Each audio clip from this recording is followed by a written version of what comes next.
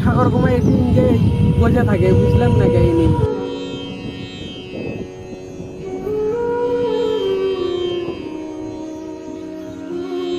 এক একটা জিজ্ঞেস করাই লাগবি, না হলে হবে না। দেখি আগে দেখি তোর ঘটনাটা কি হয়। গাইসকা তোর মায় গাইছে আমারে তেল তেল নুন তেল নাইকা সংসারে মাছ গোস হইব না 500,000 যাই দেখি। ও ভাই সাগর ভাই, এদিকে তো প্রতিদিনই আপনি বসে থাকেন, কি ঘটনা? আপনি খালি চিন্তার মধ্যেই থাকেন। কোন তো ঘটনাটা খুলে কোন তো, না হলে বুঝবো না তো।